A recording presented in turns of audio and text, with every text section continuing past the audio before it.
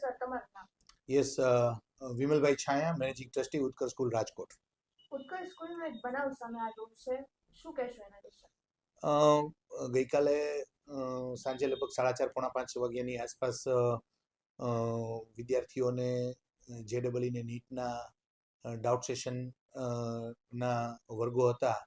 એમાં એક વિદ્યાર્થી જે છે એ પોતાના રિપોર્ટિંગના સમયે આવે છે, મિત્રો સાથે વાતચીત કરે છે અને બારી જે છે બહુ નાનકડી છે, પણ બારીમાંથી બહાર જોવા જતા થોડુંક બેલેન્સ ગુમાવે છે.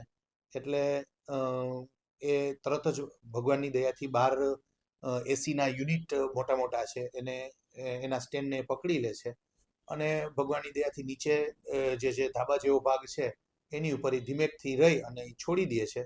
અને સંજોગવશાત ખાલી જસ્ટ હાથમાં થોડુંક એને લાગે છે અને એક મોટી દુર્ઘટના થતા બચી ગઈ છે.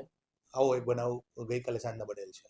સર, બારીમાંથી આવી રીતે આમ નમે છે એટલે એને કઈ ચક્કર આવ્યા હોય એવું છે? એટલે અમે પૂછ્યું એમને, એના વાલીએ પણ પૂછ્યું, એમને પણ પૂછ્યું, પણ એમણે એવું કીધેલું કે એ સમયે શું થયું ને મને કંઈ ખ્યાલ જ નથી. એટલે કદાચ બની શકે એવું કે સંજોગોવશાત કોઈ બીપી એબનોર્મલ થઈ ગયું હોય કે એને થોટ પ્રોસેસમાં શું ચાલ્યું હોય એ સરખી રીતે બાળક જે છે એ કહી નથી શકેલ.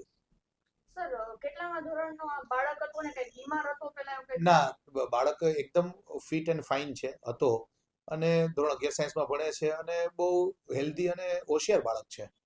ક્યારે એવું બન્યું છે કે શિક્ષકે એને કીધું હોય, ખોટું લાગ્યું હોય કે એવું પહેલા પણ એને કઈ એવું કર્યું હોય? ના, એવી કોઈ ક્યારે ધ્યાનમાં આવેલ નથી.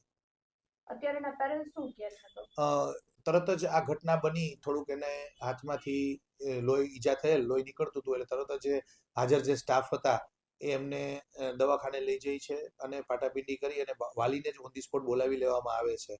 અને વાલી જે છે એ પણ એમને સાથે પ્રેમથી વાત કરે છે કે બેટા શું થયેલું, પણ આ જ રીતની ઘટનાનું વર્ણન કરે છે બાળક કે ભાઈ મને ખ્યાલ ન રહ્યો કે ભાઈ હું કેવી રીતે પડી ગયો. અને વાલી જે છે એને અમે કીધેલું છે બાળક ભલે 1-2 દિવસ જરાક આરામ કરી લે, અને વાલી જે છે એમને ઘરે લઈ ગયેલ છે.